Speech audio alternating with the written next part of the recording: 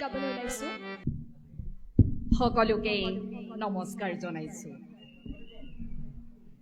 পৃথিৱীক ৰূপ দিয়ে মানুহেই, তাৰ জন্ম জন্মান্তৰৰ সাধনালব্ধ পৰিকল্পনাৰ তুলিকাটানি।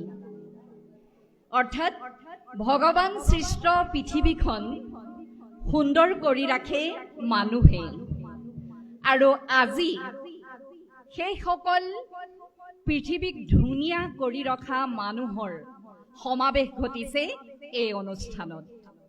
মই সকলোকে সশ্ৰদ্ধ প্ৰণিপাত জনাইছো। মেৰমুখ অঞ্চলৰ উদীয়মান শিক্ষিত বিশেষ ডিগ্ৰীধাৰী ছাত্ৰ তথা শিক্ষক সমাজে 25টা দিন, কম নহয়, 25টা দিন এই অঞ্চলৰ প্ৰথম শ্ৰেণীৰ পৰা 10ম শ্ৰেণীলৈকে ছাত্ৰ ছাত্ৰীসকলক গুৰু শিষ্যৰ মাধ্যমেৰে শিক্ষাদান কৰিছে, আৰু আজি তাৰে সফল সমাপ্তিৰ পিছত এক আনুষ্ঠানিকতা। মই এই আনুষ্ঠানিকতা আয়োজন কৰি অনুষ্ঠিত কৰা মুকলি সভাৰ সন্মানীয় সভাপতি ডাঙৰীয়াক সন্মান জনাইছো। লগতে সন্মান জনাইছো এই সভাখনিৰ শুভ উদ্বোধন কৰোতা উদ্বোধক ডাঙৰীয়াক। সন্মান জনাইছো আমন্ত্ৰিত অতিথিসকলক। সন্মান জনাইছো বিশিষ্ট অতিথিসকলক, যিসকলৰ উপস্থিতিয়ে আজিৰ এই সভাখনক এক বিশেষ মাত্ৰা প্ৰদান কৰিছে। মই সন্মান জনাইছো সন্মুখৰ সভাসদসকলক। আমাৰ ভূপেন ককাইদেৱে কোৱাৰ দৰে, মোৰ গীতৰ হেজাৰ শ্ৰোতা তোমাক নমস্কাৰ, তুমিয়েইতো মোৰ গীতৰ সভাৰ প্ৰধান অলংকাৰ। মই তদ্ৰূপ এই মুহূৰ্তত ক'ব খুজিছো যে আজি এই সমগ্ৰ অনুষ্ঠান তথা এই সভাখনৰ সফলতাৰ মূল নিৰ্ণয়কাৰী হ'ল আপোনালোক। এই মঞ্চখনত যদি সমস্ত নিমন্ত্ৰিত অতিথি উপস্থিত থাকিলেহেঁতেন আৰু সন্মুখত যদি আপোনালোক নাথাকিলেহেঁতেন, তেতিয়া অনুষ্ঠান কেতিয়াও সফল হ'ব নোৱাৰিলেহেঁতেন। সেয়ে মই বিশেষ সন্মান আগবঢ়াইছো আপোনালোকলৈ, যিসকলে দৈনন্দিন ব্যস্ততাৰ মাজত, ব্যস্ততাপূৰ্ণ সময়খিনিৰ মাজত অকণমান সময় উলিয়াই এই অনুষ্ঠানটিক প্ৰাণৱন্ত কৰি তুলিছে। মই নিৰ্দিষ্ট বক্তাৰ ভাষণলৈ যোৱাৰ প্ৰাকক্ষণত মোৰ কান্ধৰ পৰা অকণমান বোজা কমাই ল'ব খুজিছো, নহ'লে মই এটাও কথাই ক'ব নোৱাৰিম। এতিয়া বোজাটো কি? এই যে আৰম্ভণিতে চিনাকি কৰি দিয়া হ'ল মানসী শইকীয়া বুলি, লগত ক'লে কবি, লেখক, সাহিত্যিক আৰু বহুত কিবা কিবি। কিন্তু মই কৈছো মই তাৰ কোনোটো গুণৰে অধিকাৰী নহয়। যদি মোক কয় যে মানুহ ভাল পোৱা মানুহগৰাকী বুলি, যদি মোক কয় অনুষ্ঠান ভাল পোৱা মানুহগৰাকী বুলি, তেতিয়া মই নতশিৰে সেই চিনাকি গ্ৰহণ কৰিম। গতিকে সেই বোজাটো অকণমান কমাই লৈছো। আৰু দ্বিতীয়তে কৈছো যে নিৰ্দিষ্ট বক্তা, আপোনালোকে হয়তো ভাবিব যে নিৰ্দিষ্ট বক্তাই দীঘলীয়া এটা ভাষণ দিব 1 ঘণ্টা জুৰি, কিন্তু মই কৈছো যে সভাখনত ইমানসকল বিশিষ্ট অতিথি, আমন্ত্ৰিত অতিথি আমাৰ মাজত উপস্থিত আছে, সেয়ে নিৰ্দিষ্ট বক্তাই সিমান দীঘলীয়াকৈ 1 ঘণ্টাৰ ভাষণ নিদিয়ে। আপোনালোকৰ মাজত অকণমান মত বিনিময় কৰিব, বিশেষত ছাত্ৰ ছাত্ৰীসকলক লৈ। গতিকে এই দুটা কথা কৈ অকণমান বোজা কমাই মই মোৰ দায়িত্ব পালন কৰিবলৈ আগবাঢ়িছো। আশীৰ্বাদ কৰিব। কথা হ'ল, আমাৰ যিসকল সন্মানীয় শিক্ষাগুৰুৱে 25টা দিন এটা বৃহৎ সময় খৰচ কৰি আমাৰ এই অঞ্চলৰ উত্তৰ পুৰুষ আমাৰ ছাত্ৰ ছাত্ৰীসকলক শিক্ষা প্ৰদান কৰিলে, তেখেতসকলক সঁচাই ধন্যবাদৰ পাত্ৰ। লগতে আজিৰ যি এই ইয়াত সাংস্কৃতিক কাৰ্যসূচী ৰূপায়ণ হ'ল ছাত্ৰ ছাত্ৰীসকলৰ দ্বাৰা সঁচাই মন জুৰোৱা এটা অনুষ্ঠান অনুষ্ঠিত হৈ গ'ল। কাৰণ মই লক্ষ্য কৰিছিলোঁ যে যিসকল ছাত্ৰ ছাত্ৰীয়ে ইয়াত গীত পৰিৱেশন কৰিছে সেই গীতবিলাকৰ নিৰ্বাচনো ইমান সঠিক যে যি গীতে আমাক মন জুৰাই দিব। যিবিলাক গীত মাটিৰ গীত, মানুহৰ গীত, যিবিলাক গীত চিৰসেউজ গীত। গতিকে সামগ্ৰিকভাৱে মই ভাবিছোঁ যে আজি মেৰমুখ অঞ্চলৰ ৰাইজ সফল হৈছে। গতিকে আপোনালোকৰ নিজৰ কাৰণে এটা হাত চাপৰি বজাওক, নিজৰ কাৰণে দেই। আমি সদায় লোকৰ কাৰণে বজাই থাকোঁ, কিন্তু মই কৈছোঁ আজি আপোনালোকে নিজৰ কাৰণে বজাওক। আজি আমাৰ শিক্ষকসকলে নিজৰ কাৰণে বজাওক। ভাল কাম এটা কৰিছে, সময় খৰচ কৰিছে। আজিৰ সময়ত আটাইতকৈ গুৰুত্বপূৰ্ণ আৰু দামী নামী সেই বস্তুটোৱে হৈছে সময়। সময় দিছে তেখেতলোকে, আৰু মই কৈছোঁ এই সময় দিব লাগিব আমাৰ এই উঠি অহা ছাত্ৰ ছাত্ৰীসকলেও। আজি দাদা বাইদেউহঁতে এইখিনি কৰিছে, ইয়াৰ পাছত এই কাম কৰিবলৈ আগবাঢ়ি যাব লাগিব আমাৰ এই উত্তৰ প্ৰজন্ম ছাত্ৰ ছাত্ৰীসকলে। আমি সদায় ভাবোঁ যে আমাৰ ল'ৰাটো, আমাৰ ছোৱালীজনী ডাক্তৰ হওক, ইঞ্জিনিয়াৰ হওক, তাৰ কাৰণে আমি ভাল ভাল বস্তু খুৱাওঁ, ভাল ভাল পৰিৱেশ দিবলৈ যত্ন কৰোঁ, ভালৰো ভাল স্কুলখনত নাম লগাই দিওঁ, ভালৰো ভাল শিক্ষকজনক আমি ঘৰলৈ মাতি আনো পঢ়ুৱাবৰ কাৰণে। কিন্তু মই কৈছোঁ যদি তাৰ পাছতো সেইজন ছাত্ৰ বা ছাত্ৰী বা সেইগৰাকী জীয়াৰী বা আমাৰ পুত্ৰ যদি ডাক্তৰ আৰু ইঞ্জিনিয়াৰ হৈ মাক দেউতাকক নাচায়, গাঁওখনৰ প্ৰতি কোনো দায়বদ্ধতা নথকাকৈ, সমাজখনৰ প্ৰতি কোনো দায়বদ্ধতা নথকাকৈ যদি আমেৰিকাৰ নিচিনা চহৰত গৈ থাকেগে, দিল্লীত গৈ থাকেগে, মই কৈছোঁ তেনেকুৱা ডক্তৰ আৰু ইঞ্জিনিয়াৰৰ প্ৰয়োজন আমাৰখন সমাজত নাই বা নালাগে। সেয়ে মই ভাবোঁ যে আমাৰ সমাজত ডাক্তৰ আৰু ইঞ্জিনিয়াৰ লাগিব। কেনেকুৱা ডাক্তৰ আৰু ইঞ্জিনিয়াৰ লাগিব? যিসকল ডক্তৰে সমাজৰ ৰোগ নিৰাময় কৰিব, সমাজৰ বেয়াবিলাক নিৰাময় কৰিবলৈ যত্ন কৰিব। আৰু আমাক কেনেকুৱা ইঞ্জিনিয়াৰ লাগিব? সেইসকল ইঞ্জিনিয়াৰ লাগিব যিসকল ইঞ্জিনিয়াৰে আমাৰ সমাজখন নিৰ্মাণ কৰিব। এতিয়া আমাৰ অভিভাৱকসকলে বা আমিও ভাবোঁ যে আমাৰ ছাত্ৰ ছাত্ৰীসকলে, আমাৰ নিজৰ ল'ৰাটোৱে ছোৱালীজনীয়ে 24 ঘণ্টাই পঢ়ি থাকক। গাঁৱত বিহু হৈছে, নেলাগে যাব। গাঁৱত ভাওনা হৈছে, নেলাগে যাব। কাষৰখন ঘৰত কাৰোবাৰ অসুখ বিসুখ হৈছে, নেলাগে যাব। কেৱল পঢ়ক পঢ়ক পঢ়ক। কিন্তু মই কৈছোঁ যে পঢ়ক, ভালকৈ পঢ়িবৰ কাৰণে, নিজক প্ৰতিষ্ঠা কৰিবৰ কাৰণে দিনটোৰ 24 ঘণ্টাৰ প্ৰয়োজন নাই। যদি ভালকৈ পঢ়ে 3-4 ঘণ্টাই তেওঁলোকৰ বাবে যথেষ্ট হ'ব। বাকী সময়খিনিক ভাগ কৰক। গাঁওখনত যদি বিহু সন্মিলন হৈছে তাতো বিহু মাৰিবলৈ যাওক, বিহুত হুঁচৰি গাবলৈও যাওক। গাঁওখনত ভাওনা হৈছে তাতো ভাও এটা লওক। কাষৰ ঘৰ বৰদেউতা বৰমাৰ গা বেয়া, খবৰ লওক, 2 ঘণ্টা তেওঁলোকৰ লগত কটাওক। তেতিয়াহে মই ভাবিছোঁ আমাৰ এই আধুনিক, আমাৰ নতুন শিক্ষা ব্যৱস্থাই যি পূৰ্ণ মানৱ গঢ়াৰ পৰিকল্পনা কৰিছে, সেই পূৰ্ণ মানৱ গঢ়াৰ পৰিকল্পনা সফল হ'ব। গতিকে মই আপোনালোকক আহ্বান জনাইছোঁ আৰু লগতে আমাৰ ছাত্ৰ ছাত্ৰীসকলকো আহ্বান জনাইছোঁ যে সময় ভাগ কৰক সকলো কামৰ বাবে। কাৰণ এইখন সমাজত আমাক সকলোকে লাগিব। আৰু আমি ভাবি লওঁ যে আমাৰ ভাল পদবীৰ চাকৰিধাৰী আমাৰ পুত্ৰ জীয়াৰীয়ে সমাজৰ পৰা সন্মান পাব। হয়, পাব।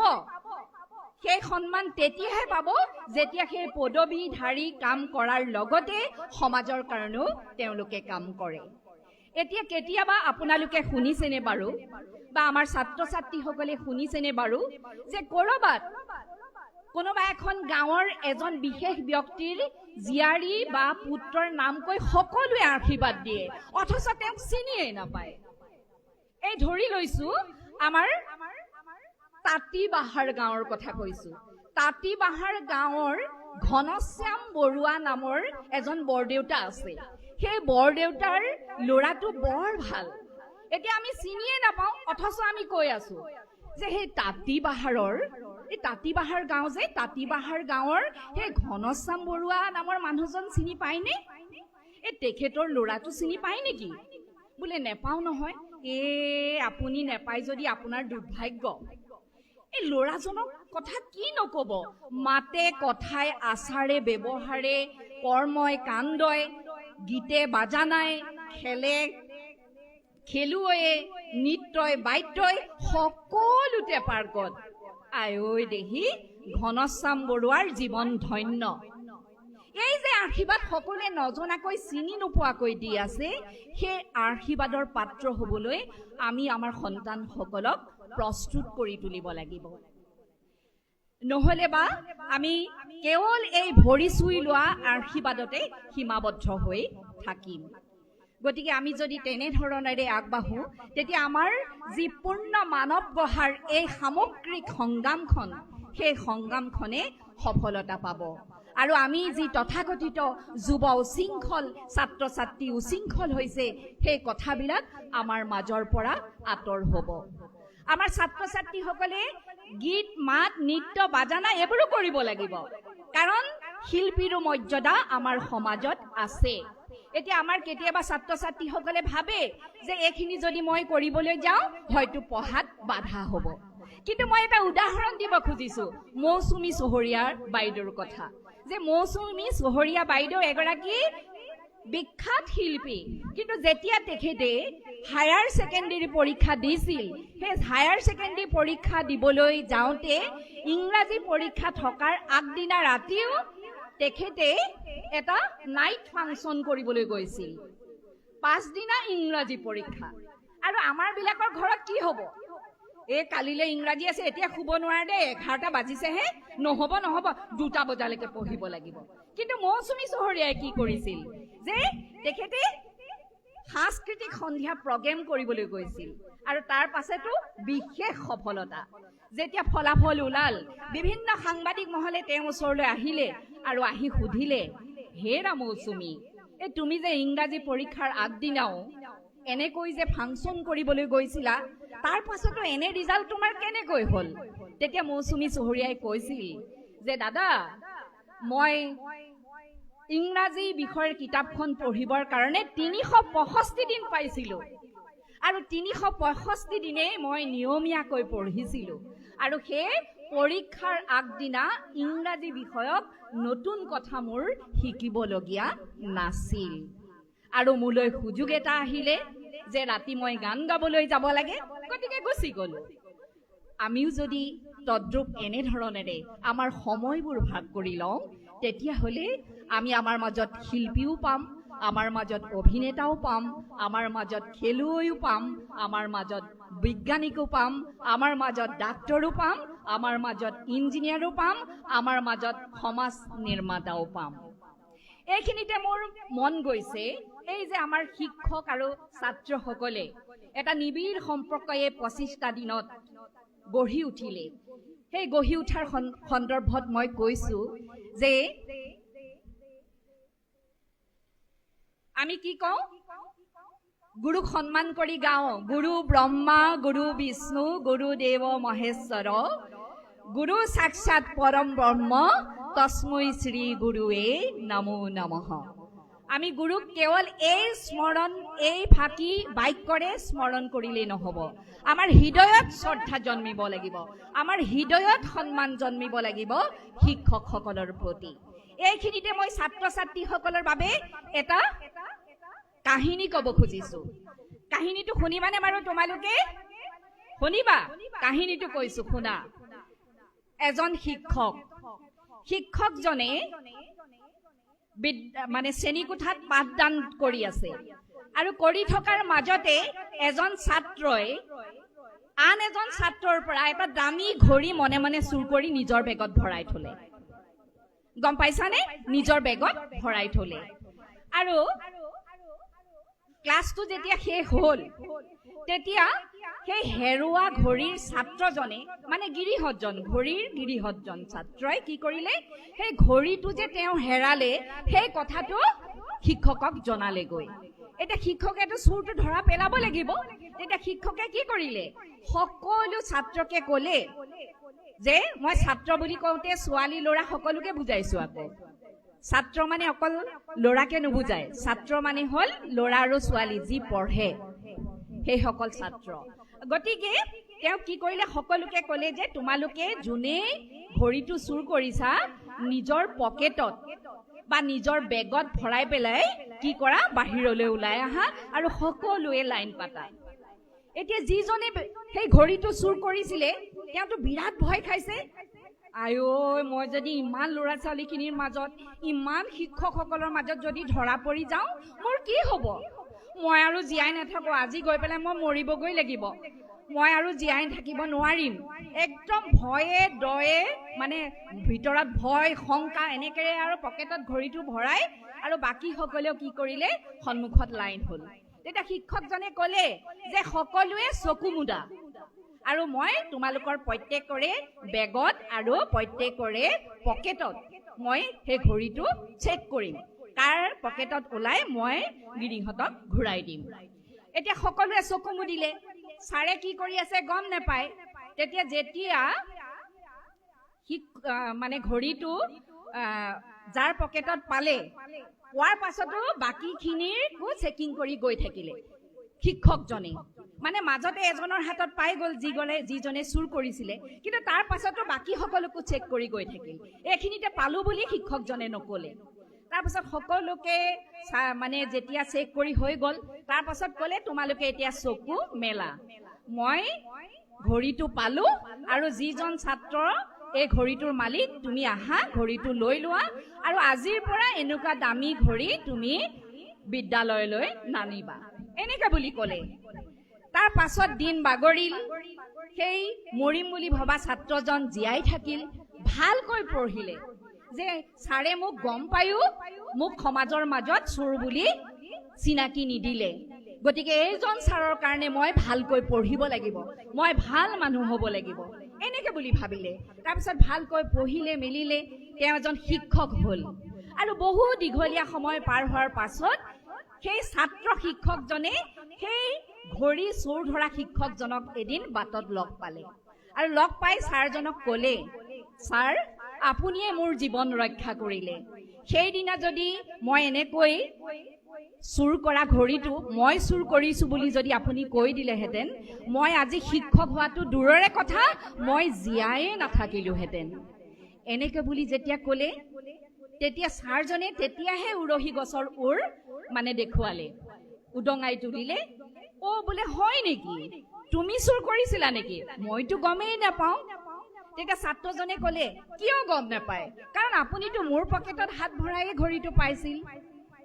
বোলে কি ক'বা, মইতো তোমালোকৰ ভিতৰত কোনজন চোৰ সেইটো জানিবলৈ মোৰ ইচ্ছা নাছিল, আৰু সেয়ে মই তোমালোকক যেতিয়া চেক কৰি আছিলো আৰম্ভণিৰ পৰা শেষলৈকে ময়ো চকু মুদি আছিলো, যে মোৰো জানিবলৈ মন যোৱা নাছিলে যে কোনজন মোৰ ছাত্ৰই এই ঘড়ীটো চুৰ কৰিছে, আৰু সমাজক দেখুৱাই দিবলৈ মন নাছিলে যে এইজনেই চোৰ।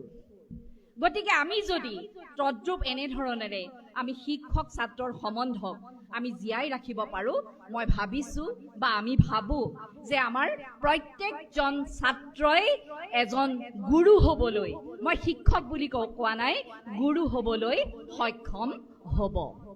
আৰু আমাৰ ছাত্ৰসকলে বহু ক্ষেত্ৰত ভাবে যে আমি দুখীয়া মানুহ, আমি বিশেষ সুবিধা পোৱা নাই, আমি পিছপৰা অঞ্চলৰ মানুহ, আমি কেনেকৈনো ডাঙৰ মানুহ হ'ম। সেইখিনিতে মোৰ ক'বলৈ মন গৈছে যে সমস্যা আহিবই, দুখ থাকিবই, তেতিয়াহে আমি মানুহ হ'ব পাৰিম। ইংৰাজীত এষাৰ কথা আছে, pain is a sign that you are alive. বোলে যেতিয়া দুখ থাকিব তেতিয়াহে গম পাবা যে তুমি জীয়াই আছা। Problem is a sign that you are strong. যে তোমাৰ সন্মুখত যদি সমস্যাই নাথাকে তেতিয়াহ'লে তুমি কিমান শক্তিশালী কেনেকৈ গম পাবা, তুমি কিমান যুঁজাৰু কেনেকৈ গম পাবা। গতিকে আমাৰ সন্মুখত যিমানে দুখ আহক, দুখ আমি মাতিব লাগে, দুখক মাতিব লাগে, আমাৰ সমস্যাক আমি মাতিব লাগে, আৰু তেতিয়াহে আমি গম পাম আমি কিমান শক্তিশালী। গতিকে সেই শক্তিশালী প্ৰমাণ কৰাৰ সুবিধাটো আমাৰ ছাত্ৰ ছাত্ৰীসকলে ল'ব লাগে। এই যে দৌৰবিদ কি নাম আছিলে বাৰু? দৌৰৰাণী কি নাম আছিলে? ডাঙৰকে কোৱা, মই শুনা নাই। ডাঙৰকে কোৱাচোন, শুনা নাই। সময় নলওঁ, পটককে কোৱা। দৌৰৰাণী কোন আছিলে? হিমা দাস। মই হিমা দাসৰ কাহিনী এটা পটককৈ চমুকৈ কৈ দিছো তোমালোকৰ বাবে, যে সেই হিমা দাস এটা দুৰ্বল পৰিয়ালৰ ছাত্ৰ আছিলে। মই ছাত্ৰ বুলি ল'ৰা ছোৱালী দুইটাকে কৈছো, সেইকাৰণে ছাত্ৰ বুলি কৈছো, যে একদম দুৰ্বল পৰিয়ালৰ আছিলে। আৰু তেওঁ যিগৰাকী বান্ধৱীৰ লগত সদায় স্কুলৰ পৰা ওলাই যায় ঘৰলৈ, যাওঁতে অলপ দূৰ দুয়োগৰাকী খোজকাঢ়ি যায়, তাৰ পাছতে বান্ধৱীগৰাকীক নিবলৈ তেওঁৰ দেউতাক আহে, এখন দামী গাড়ী লৈ আহে, আৰু সেই বান্ধৱীগৰাকীক গাড়ীত উঠাই খুব স্পীডত গুচি যায়, আৰু গাড়ীখনে ধূলি উৰুৱাই গুচি যায়, যিখিনি ধূলি হিমা দাসে সদায় খাবলগীয়া হয়। তেতিয়া হিমা দাসৰ মনত এটা সেই যে সমস্যা আহিলে, সেই যে দুখ আহিলে, সেইকাৰণে মই কৈছো যে দুৰ্যোগে সুযোগ কঢ়িয়ায়, দুৰ্যোগেহে সুযোগ কঢ়িয়ায়। সেই দুৰ্যোগে হিমা দাসৰ কাৰণে এটি সুযোগ কঢ়িয়ালে, আৰু হিমা দাসৰ মনত এটা প্ৰতিদ্বন্দ্বী ভাৱ আহিলে, প্ৰতিযোগিতাৰ ভাৱ আহিলে। এই যে মোক সদায় মোৰ বান্ধৱীগৰাকীৰ দেউতাকে গাড়ীখন লৈ যাওঁতে ধূলি উৰুৱাই যায়, মই যদি সেই গাড়ীখনতকৈও তীব্ৰ গতিৰে আগবাঢ়িব পাৰো, তেতিয়াহ'লে সেই ধূলি মই খাবলগীয়া নহয়। সেই প্ৰতিযোগিতাৰ ভাৱটো অহাৰ লগে লগে হিমা দাসে লাহে লাহে আৰম্ভ কৰিলে সেই গাড়ীখনৰ লগত দৌৰা প্ৰতিযোগিতা। আৰু তাৰ পাছত কি হ'ল আমি সকলোৱে জানো যে হিমা দাস দৌৰৰাণী হ'ল, হয়নে? যিগৰাকীক আজি অসমে নহয়, আজি ভাৰতে নহয়, বিশ্বই চিনি পায়। গতিকে মই ভাবো তোমালোকৰ মাজতো বহুত প্ৰতিভা আছে, বহুত সম্ভাৱনা আছে। গতিকে তোমালোকে বিভিন্ন সমস্যা আৰু দুখৰ মাজেদি নিজক প্ৰতিষ্ঠিত কৰিবলৈ যত্নবান হোৱা। এই যে মই ডাক্তৰ ইঞ্জিনিয়াৰৰ কথা ক'লো, মই সংগতি ৰাখি এটা কথা ক'ব খুজিছো যে এটা সময়ত আজি 2 বছৰমান 3 বছৰমান পাৰ হৈ গৈছে, এগৰাকী কনিষ্ঠবল, একেবাৰে সাধাৰণ চাকৰি, মানে পুলিচৰ আটাইতকৈ সৰু পদবীটো হ'ল কনিষ্ঠবল। সেই কনিষ্ঠবলজনৰ নাম আছিলে, তেওঁ এজন কাৰ্বি মানুহ, তেওঁৰ নাম আছিলে বৰসিং বে।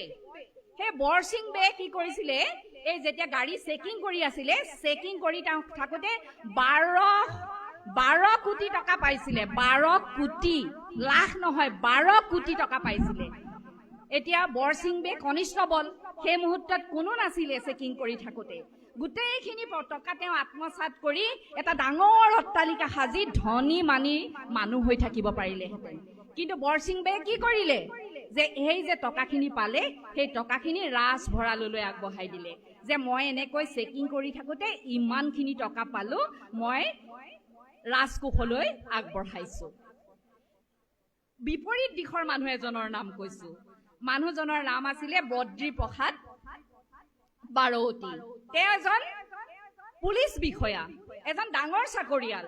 আৰু তেওঁ কি কৰে যে তেওঁ টকা আত্মসাৎ কৰে, তেওঁ এজন কলা বেপাৰী, তেওঁ এজন সিন্ডিকেটৰ অধিকাৰী। গতিকে আমি কাক প্ৰাধান্য দিম, সেই সৰু চাকৰি কৰা বৰসিং বেক নে ডাঙৰ চাকৰি কৰা বদ্ৰী প্ৰসাদ বাৰৌতীক? কোনজনক প্ৰাধান্য দিম? কোনজনক প্ৰাধান্য দিম? কনিষ্ঠবলজনক। গতিকে আমি ডাঙৰ চাকৰি কৰোঁ, সৰু চাকৰি কৰোঁ, ডাঙৰ ব্যৱসায় কৰোঁ, সৰু ব্যৱসায় কৰোঁ, সেইটো ডাঙৰ কথা নহয়। আমি মানুহ হোৱাটোহে বেছি ডাঙৰ কথা। গতিকে যি হোৱাটো বিচাৰিছে আজিৰ এই শৈক্ষিক সজাগতা সভাই, যে আমি কেৱল পুথিগত শিক্ষাৰে শিক্ষিত হোৱাটো আজিৰ সমাজে বিচৰা নাই। আজিৰ সমাজে বিচাৰিছে আমি এজন মানুহ হোৱাৰ কথা, এজন পূৰ্ণ মানৱ হোৱাৰ কথা, এজন শিল্পী হোৱাৰ কথা। শিল্পী মানে গান গালেই শিল্পী নহয়, অভিনয় কৰিলেই শিল্পী নহয়, হয়নে বাৰু?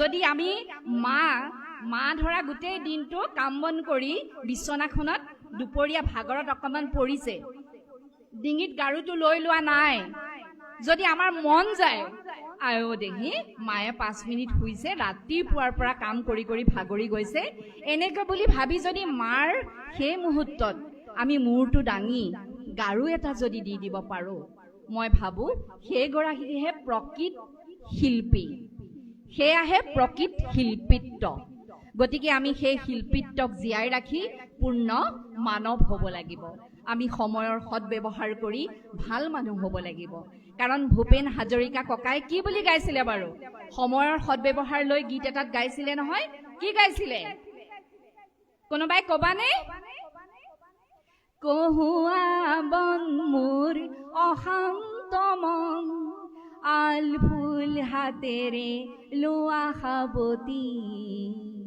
ও এটি এটি ক্ষণ যেন মুকুতাৰে ধন এনে হেৰুৱালে নাহে উভতি হয়নে বাৰু যে এটি এটি ক্ষণ মুকুতাৰে ধন এনে হেৰুৱালে নাহে উলতি গতিকে আমি সময়ৰ সদ্ব্যৱহাৰ কৰি আমি ডাঙৰ মানুহ হ'ব লাগিব ভাল মানুহ হ'ব লাগিব মই বৰ আৰু বহুত সময় নলওঁ তথাপি এটা কথা কৈছো যে তোমালোকে জানানে বাৰু আমাৰ আটাইতকৈ চহকী সম্পদ কি বাৰু আটাইতকৈ চহকী সম্পদ কি ধন টকা সোণ ৰূপ নে কি আটাইতকৈ চহকী সম্পদ হ'ল জ্ঞান যে আমি জ্ঞানী হ'ব লাগিব আমি সকলো কথা বুজি পাব লাগিব আমি সন্মান কৰিব লাগাজনক সন্মান দিব জানিব লাগিব আমি ৰাস্তাৰে পাৰ হৈ যোৱা হে বয়সীয়াল মানুহজনক ৰাস্তাটো পাৰ হৈ যোৱাত সুবিধা কৰি দিব লাগিব হাতত ধৰি পাৰ কৰাই দিব লাগিব সেইবিলাক হ'ল আমাৰ জ্ঞান তাৰ লগতে কৈছো যে আটাইতকৈ শক্তিশালী অস্ত্ৰ কি আটাইতকৈ শক্তিশালী অস্ত্ৰ কি বন্দুক তৰোৱাল দা কটাৰী কি আটাইতকৈ শক্তিশালী নে বোমা আটাইতকৈ শক্তিশালী অস্ত্ৰ হ'ল ধৈৰ্য ধৈৰ্য যে যদি আমি ধৈৰ্য ধৰো তেতিয়াহ'লে আমি আমাক মাৰিবলৈ অহা মানুহজনকো আমি ৰখাই দিব পাৰিম সেই পাত অস্ত্ৰৰে ধৈৰ্যৰে লগতে কৈছো আটাইতকৈ শক্তিশালী নিৰাপত্তা কি বাৰু আটাইতকৈ শক্তিশালী নিৰাপত্তা কি police security Z category security নে কি আটাইতকৈ শক্তিশালী নিৰাপত্তা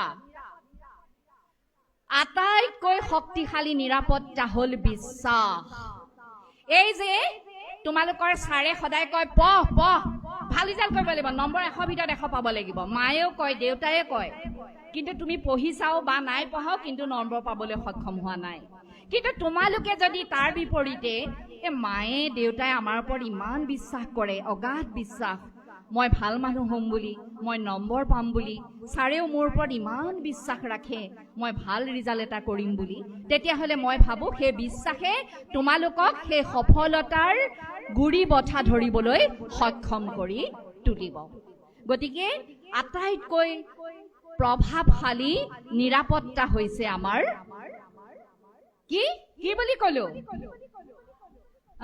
বিশ্বাস গতিকে বিশ্বাসে মানুহক বহু দূৰলৈ আগবঢ়াই লৈ যাব পাৰে সেই বিশ্বাসৰ লগতে মই আৰু এটা শব্দ সংযোগ কৰি দিছো আত্মবিশ্বাস যে নিজৰ ওপৰত নিজৰ বিশ্বাস যে মই পাৰিম মই কৰিম মই যাম মই খেলিম এনেকৈ বুলি যদি আমাৰ নিজৰ ওপৰত আত্মবিশ্বাস থাকে সেই আমি আটাইখিনি কৰিবলৈ সক্ষম হ'ম লগতে কৈছো যে আমাৰ আটাইতকৈ প্ৰভাৱশালী ঔষধ কি বাৰু ঔষধ ঔষধ বিষ্টাৰপিন বেজি পেনিচিলিন বেজি নে পেৰাচিটামল মই সৰু সৰু টেবলেট দুটামানৰ নাম কৈছো নাইচ নে কি আটাইতকৈ প্ৰভাৱশালী ঔষধ আটাইতকৈ প্ৰভাৱশালী ঔষধ হৈছে হাঁহি হাঁহিয়ে মানুহক জিনিব পাৰে একদম খং উঠি থকা মানুহ এজনকো বা খং উঠি থকা মানুহ এগৰাকীকো আমি পৰাস্ত কৰিব পাৰো আমাৰ মিঠা হাঁহিৰে গতিকে তোমালোক এই আটাইবিলাকৰ অধিকাৰী হোৱা আমি আশীৰ্বাদ কৰিছোঁ সকলোলৈকে। এই যে তোমালোকৰ ইমান কিজন ছাৰ বাইদেৱে তোমালোকক শিক্ষাদান কৰিলে 25টা দিন ধৰি, কম সময় নহয়, সেই তেখেতলোকৰ লগতে আমিও আশীৰ্বাদ কৰিছোঁ তোমালোকলৈ, আৰু আমাৰ অভিভাৱকসকললৈকো আমি শ্ৰদ্ধা জ্ঞাপন কৰিছোঁ, কৃতজ্ঞতা জনাইছোঁ, ধন্যবাদ জনাইছোঁ যে আপোনালোকে আপোনালোকৰ সন্তান আৰু ওচৰ চুবুৰীয়া সন্তানসকলক যদি এনেধৰণৰ সঠিক দিক নিৰ্ণায়ক গতিৰে আগবঢ়াবলৈ অকণমান প্ৰয়াস কৰে, তেতিয়াহ'লে আমি এনেধৰণেৰে যি সামূহিক প্ৰয়াস কৰিছোঁ, সেই সামূহিক প্ৰয়াসে এক মাত্ৰা লাভ কৰিবলৈ সক্ষম হ'ব। মই শেষ কৰিব খুজিছোঁ। মই এই গোটেই অনুষ্ঠানটোক এটা মাত্ৰা প্ৰদান কৰি শেষ কৰিব খুজিছোঁ যে বহু ৰাজ্যিক পৰ্যায়ৰ সভাত কেনেবাকৈ উপস্থিত থকাৰ সুযোগ সুবিধা পাইছোঁ, বা আপোনালোকেও পাইছে, বা আমাৰ এইসকল অতিথিয়েও পাইছে। মই কৈছোঁ, আজিৰ এই সভাখনি কিন্তু সেই ৰাজ্যিক পৰ্যায়ৰ বহু সভাতকৈ লক্ষ্য আৰু উদ্দেশ্যৰে বহু উচ্চ মানদণ্ডৰ। কাৰণ ইয়াৰ লক্ষ্য আৰু উদ্দেশ্য ইমানেই মহান যে বহু নামী দামী ৰাজ্যিক পৰ্যায়ৰ অনুষ্ঠানৰ মানদণ্ড ইয়াতকৈ আমি বেছি বুলি কোনো কালে ক'ব নোৱাৰোঁ।